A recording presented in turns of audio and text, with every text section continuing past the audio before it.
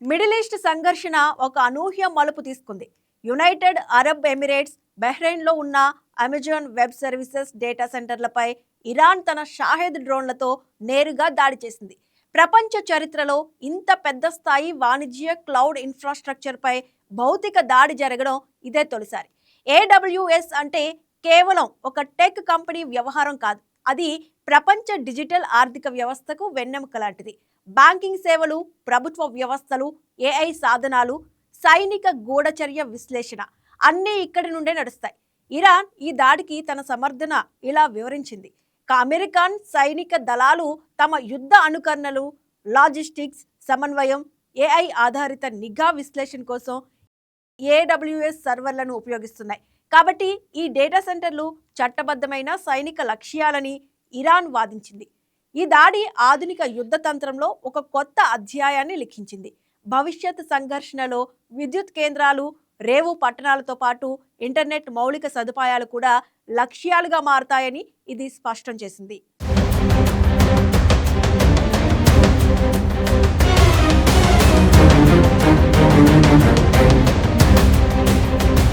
American అధ్యక్షుడు Trump జాతిని ఉద్దేశించి ప్రసంగించే కొన్ని గంటల ముందే ఇరాన్ అధ్యక్షుడు మసూద్ పెజెస్కియన్ అమెరికన్ ప్రజలకు నేరుగా ఒక బహిరంగ లేఖ రాశారు.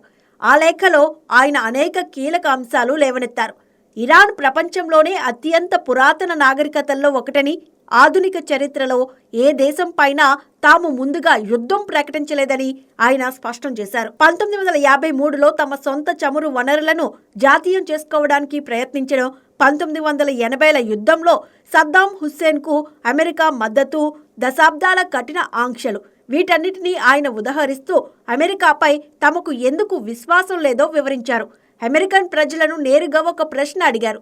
ఈ యుద్ధం వల్ల మీకు వచ్చే ప్రయోజనం ఏంటి? ఇజ్రాయెల్ ప్రయోజనాల కోసం మీ పన్ను సొమ్ము, మీ సైనికుల ప్రాణాలు ఎందుకు పణంగా పెట్టాలి?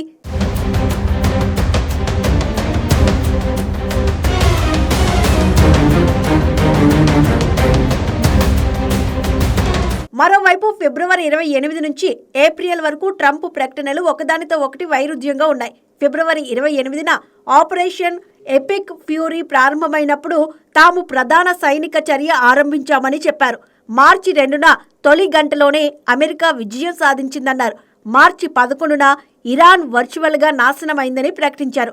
మార్చి 14న వారి సైనిక సామర్థ్యాన్ని 100% దెబ్బతీశామన్నారు. ఒకవైపు ఇరాన్ నాశనమైందని అంటూనే మరోవైపు వారి అణ్వాయుధ కార్యక్రమం ప్రపంచానికి ముప్పు అని చెప్పడంలో స్పష్టమైన వైరుధ్యం కనిపిస్తోంది. స్ట్రైట్ ఆఫ్ హార్మూజ్ తెరవడం ఆపరేషన్ ప్రాథమిక లక్ష్యం కాదని white house press secretary Karoline లెవిట్, రక్షణ మంత్రి పీట్ హెగ్సెత్ ధృవీకరించారు.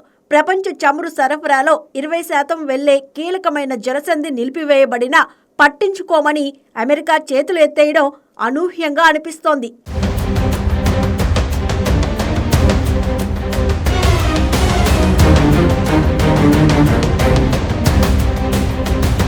ఈ మొత్తం వివాదంలో అతి కీలకమైన సాంకేతిక అంశం ఏంటంటే ఇరాన్ దగ్గర ఉన్న 450 కిలోగ్రాముల యురేనియం. ఈ యురేనియం ఫోర్డో, ఇస్ఫహాన్ వంటి అణు కేంద్రాల్లో కొండల కింద 100 మీటర్ల లోతులో మందమైన కాంక్రీట్ రక్షణ వలయంలో నిల్వ ఉంచబడింది. పైనుంచి వాయుదాడులు జరిగినప్పుడు ప్రవేశ ద్వారాలు దెబ్బతిన్నాయే తప్ప లోపలి సిలిండర్లు సురక్షితంగానే ఉన్నాయి. దీన్ని బయటకు తీయాలంటే ఏం చేయాలి? Navy SEALs, delta force, army rangers శత్రు భూభాగంలోకి చొరబడాలి. పర్వతాలను తవ్వడానికి భారీ యంత్రాలను విమానాల ద్వారా దించాలి. చీకటి సొరంగాల్లో మోసపూరిత వలలను దాటుకుని యురేనియం సిలిండర్లను బయటకు తీసి భూమార్గంలో సురక్షిత ప్రాంతానికి తరలించాలి. ఇది వేల మంది సైనికులతో నిర్వహించాల్సిన అత్యంత ప్రమాదకర యాత్ర. 1994లో జరిగిన ప్రాజెక్ట్ సఫైర్ ఆపరేషన్లో కజకిస్తాన్ ప్రభుత్వ సహకారంతో 31 మంది అమెరికన్ సాంకేతిక నిపుణులు 4 వారాల్లో 600 కిలోగ్రాముల యురేనియంను సురక్షితంగా తరలించారు. కానీ అది స్నేహపూర్వక ప్రభుత్వంతో ఎటువంటి యుద్ధం లేకుండా జరిగింది. ఇరాన్లో పరిస్థితి సంపూర్ణంగా విరుద్ధంగా ఉంది.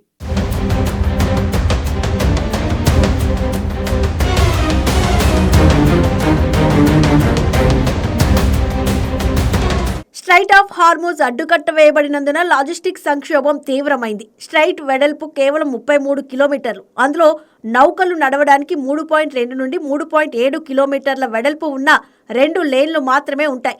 మార్చి ప్రారంభంలో మెహ్రాన్ 3, మెహ్రాన్ 7 అనే సముద్రపు మందు పాత్రలు ఈ జలసంధిలో మొదలుపెట్టారు. చమురు రవాణా చేసే చాలా పెద్ద నౌకల అద్దె రోజుకు $1,00,000 నుంచి $7,70,000 చేరింది. ఈ అదనపు వ్యయం చివరకు చమురు ధరలపై పడుతోంది. యుద్ధం నేటితో ఆగిపోయినా సముద్రంలో నిలిపివేయబడిన నౌకలు కదలడానికి, చమురు ఉత్పత్తి పూర్వస్థాయికి చేరడానికి కనీసం 6 నుంచి 8 వారాలు పట్టొచ్చు. సౌదీ అరేబియాలోని రాస్ తనూరా రిఫైనరీకి జరిగిన నష్టం నెలల నుంచి సంవత్సరాల వరకు పూడ్చుకోవడానికి సమయం తీసుకోవచ్చు.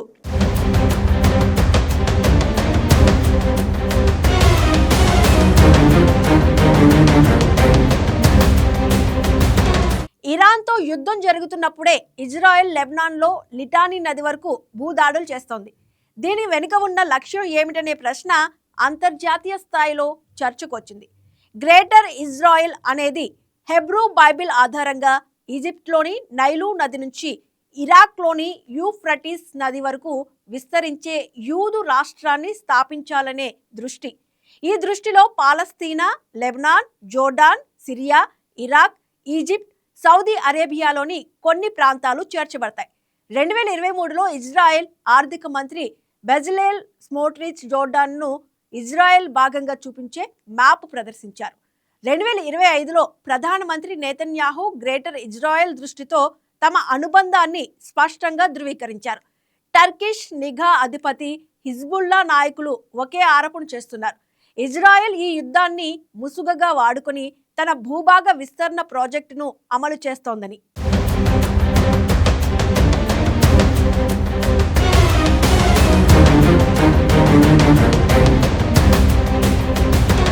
బహిరంగంగా దాడులు, ప్రకటనలు జరుగుతున్నప్పటికీ తెర వెనుక అమెరికా, ఇరాన్ రహస్యంగా సందేశాలు పంపుకుంటున్నాయని నిర్ధారణ అయింది.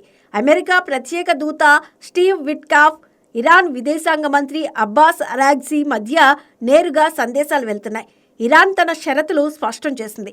అమెరికన్ సైనిక స్థావరాల మూసివేత, ఆంక్షల రద్దు, తమ క్షిపణి కార్యక్రమం కొనసాగింపు, యుద్ధంలో జరిగిన నష్టానికి పరిహారం. ఇది ఆసక్తికరమైన వైరుధ్యం. బయట యుద్ధం, లోపల చర్చలు. మరోవైపు యూరోపియన్ దేశాలు యుద్ధంలో సహకరించలేదని ట్రంప్ ఆగ్రహిస్తున్నారు. మీ చమురు మీరే తెచ్చుకోండి, మీ పోరాటం మీరే చేసుకోండి యూరోపియన్ మిత్ర దేశాలకు సందేశం ఇచ్చారు. నాటో నుంచి వైదొలగడాన్ని సీరియస్గా పరిశీలిస్తున్నట్టు కూడా సంకేతాలిచ్చారు. దీనికి బదులుగా యూకే ప్రధాని కీర్ స్టార్మర్ నేతృత్వంలో France, Germany, Italy, Japan, Netherlands సహా 35 దేశాల కూటమి స్ట్రైట్ ఆఫ్ హార్మోజ్ సురక్షిత నావికా మార్గం కల్పనకు స్వతంత్రంగా ప్రణాళిక రూపొందిస్తోంది. ఇది అమెరికా యూరోపియన్ సంబంధాల్లో చారిత్రాత్మకంగా ఒక పెద్ద చీలికగా మారనుందని నిపుణులు హెచ్చరిస్తున్నారు.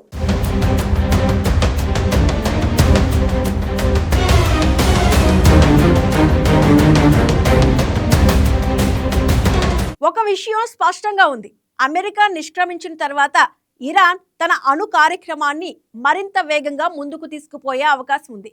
స్ట్రైట్ ఆఫ్ హార్మూజ్ అడ్డుకట్ట ప్రపంచ చమురు ధరలను $200 బ్యారెల్ వరకు తీసుకెళ్లొచ్చు. ఇజ్రాయెల్ మిడిల్ ఈస్ట్లో ఒంటరిగా మిగిలిపోయి మరింత ప్రమాదకర నిర్ణయాలు తీసుకోవచ్చు. మొదలుపెట్టిన యుద్ధాన్ని అసంపూర్తిగా వదలడమే అతి పెద్ద వ్యూహాత్మక తప్పిదం అవుతుంది. అది విజయంలా కాకుండా ఓటమిలా చరిత్ర పుటల్లో నమోదవుతుంది. మరి ఇప్పుడు అమెరికా ఏం చేస్తుంది అన్నదే $1 మిలియన్ ప్రశ్న. Please subscribe to YK TV Network. Please subscribe to YK TV. Please watch YK News.